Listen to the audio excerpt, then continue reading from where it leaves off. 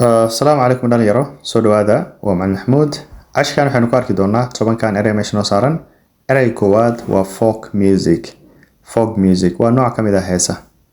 heesaha waxay leeyihiin music wuxuu leeyahay different types waxaa jiro pop music hip hop music waxaa kaloo jiro for example the vintage jazz midka anigu aad ku jeclahay reggae rap dhamaantood ay badan yihiin marka midaan folk music baa la yiraahdaa inta badan waa traditional music waa nooc ka mid ah music ereyga labaad waa fortnight waa 2 isbuuc 2 weeks so for example haddaan ku dhaho my father will return in a fortnight aabahay 2 isbuuc kadib uu soo laaban marka week waa hal markuu yahay fortnight waa 2 isbuuc 2 weeks ereyga saddexaad forum waa meel dadka isku yimaadaan fikrada laga hadlo ideas la kala wareegsado ama online forum ha ahaado ama offline forum ha ahaado whatever it is waa meel dadka isku yimaadaan deedna fikradii wax isweydaarsadaan they exchange ideas ereyga afraad waa fossil fuel dhalinyaro waxaa la yidhahdaa in yani waxa la shidayo ay soo saaraan carbon dioxide qiiq waa sida dhuxusha camal ama gaaska ama geedaha waxaa la yidhahdaa fossil fuel waana non renewable energy waa energy ama tamar haddii mar aad isticmaashid ay kaa dhamaanayso oo mid kale aad u baahanaysid tii mar labaad ma isticmaali karto tusaalaada geedaha soo qaadato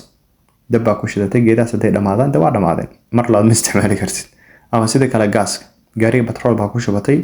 batroolka waad isticmaashay gaariga waa kaa dhamaaday batroolkaas waa dhamaaday mar labaad lama isticmaali karo that's why marka loo leeyahay non renewable lama cusboonaysiin karo waxaa kaloo jira renewable energy oppositekeedu waa marka erey shanaad sightseeing waa inaa meelo qurxan aad soo booqatid go sightseeing marka waa inaad baxdid oo aad sightseeing soo samaysid yani meelo qurqurxan goobo qurxan inaad soo fiirsatid for example if you go for a sightseeing in Nakuru waxaad aadaysaa Kreta Lake Nakuru Lake Naivasha Heaven's Gate Hell's Gate dhamaantood ereyga lixaad waa haggle waa inaa qofka la gorgortantid oo dhahdini wax iga reeb lacagta way ugu badan tahay 100 miya ahaani 50 iga sii saaxiibo 70 iga sii adu gorgortan waxaa la yiraahdaa haggle waxaa kaloo la yiraahdaa bargain marka bargain iyo haggle they have the same meaning waa isku micno waa gorgortan I don't like people who haggle very much ereyga toddobaad hairdresser waa qofka dhalinyarada timaha u hagaajiyo u tirtiro u nidaamiyo u galaamo inta badan dumarka u badan yihiin dumarka qofka timaha u galaamo waxaa la yiraahdaa hairdresser waxayna ka shaqeeyaan saloon raggu ay waxay aadaan timajare waxaa la yiraahdaa baba erey sideedaad haba waa meesha uu markabka ku soo xirto waa port camal ama dock waa markabka halka ku soo xirto erey sagaalaad Hebrew waa luqadda laga hadlo